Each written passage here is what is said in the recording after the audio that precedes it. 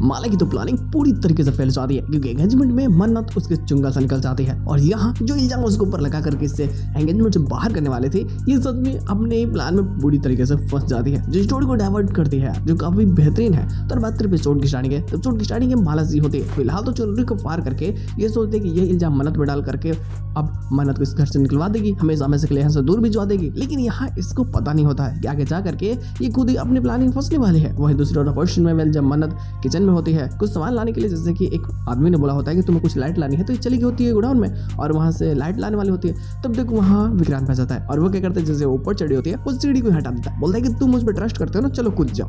अब फाइनली मन्नत के पास कोई दूसरा ऑप्शन नहीं होता है तो उसे कूदना ही पड़ता है। लेकिन जैसे ही वो नीचे आती है विक्रांत उसे पकड़ लेता है। वो उसे पूछना चाहता है कि आखिरकार तुम बताओ कि तुम मुझे क्यों बोलती हो कि तुम्हें मेरे ऊपर ट्रस्ट नहीं है, मैं ट्रस्ट के काबिल नहीं हूँ, मैं एक धोखेबाज हूँ, आखिर ये टैग मुझे कैसे मिला, क्या कारण था। तो यहाँ ये खुद ही बता देती है कि मैंने जब जब आपको बोला कि आप मुझ पर भरोसा कीजिए, आपने हमेशा मेरे खिलाफ बोला है, आपने कभी भी मेरे पे भरोसा नहीं किया और बस यही कारण था कि मैं आपसे गुस्सा थी और मैं आपको भरोसे के काबिल नहीं समझती हूँ। खैर देखो तब तक तो नीतू बैठ जाती है और वो अपने जूस में फिर से वही नशीली दवाइयाँ मिला करके लाई होती है ताकि विक्रांत को पिलाए तो विक्रांत को पास्ट कुछ चीज़ें याद ही ना आए। अब यहाँ पे जैसे ही आती है ना जूस लेकर के, मन्नत तो छिप जाती है, लेकिन जब वो देखती है कि जूस लेकर के है नीतू तो वो उस जूस को ही गिरा देती है और खैर जल्दबाजी में बाहर चली जाती है। अब यहाँ ना विक्रांत और नीतू बात करने लगते हैं। नीतू तो बहुत गुस्सा खड़ी होती है, विक्रांत को बता रही होती है कि ये मन्नत क्या चाहती है, ये हर बार कुछ ना कुछ गड़बड़ कर दे रही है।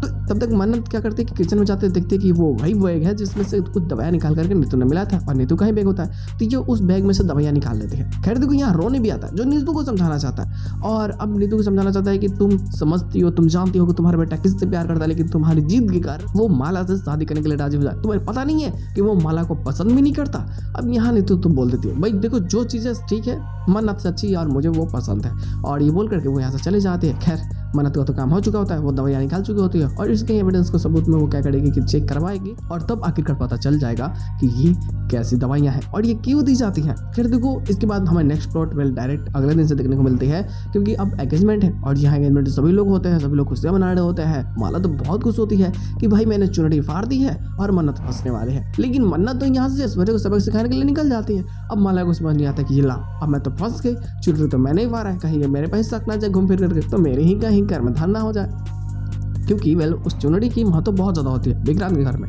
काफ़ी पुरखा परदादा के उनकी वो चुनरी होती है, तो जिस कारण वो चाहते हैं कि भाई जो भी आने वाले जनरेशन हम उनको दे दें। लेकिन यहाँ तो वो चुनरी फट चुकी होती है माला की बेवकूफ़ी कारण, ताकि वो मन्नत को फंसाए, लेकिन यहाँ तो हार जाती है वो।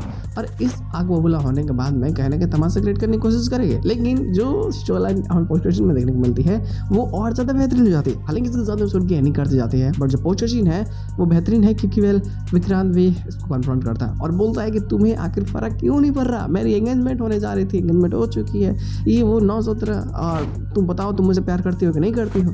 लेकिन जो सच्चाई होगी वो बता देगी कि अब हमारे बीच में कोई रिश्ता नहीं है, प्यार है लेकिन रिश्ता नहीं है। ये मैं नहीं कह सकती कि कोई रिश्ता है नहीं शादी, कुछ ऐसा कुछ नहीं। विक्रांत बोलता है कि ठीक है शादी अगर हो जाएगी तो मान लो कि तो हो सकता है कि माला को चेंज करके मन्नत से शादी हो।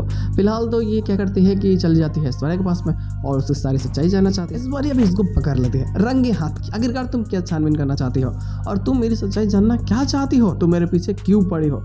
और तब साथ इनमें जो आपसे झगड़े होंगे वो सामने निकल कर आएंगे जो काफ़ी ज़्यादा कॉम्प्लिकेटेड और स्टोरी को मजेदार बनाएगी। हालांकि इसके साथ एपिसोड की एंडिंग कर जाती है, एक्स्ट्रा प्लॉट नए प्रोमोस कुछ भी आते हैं तो बातें जरूर हो जाएगी। फिलहाल आज के एपिसोड बस इतना ही, देखना मजेदार होगा कि ये सारे के चाल को कैसे नाकाम करती है मन्नत अपने दिमाग से और इस शादी को कैसे तुरवाती है, मजा आने वाली है।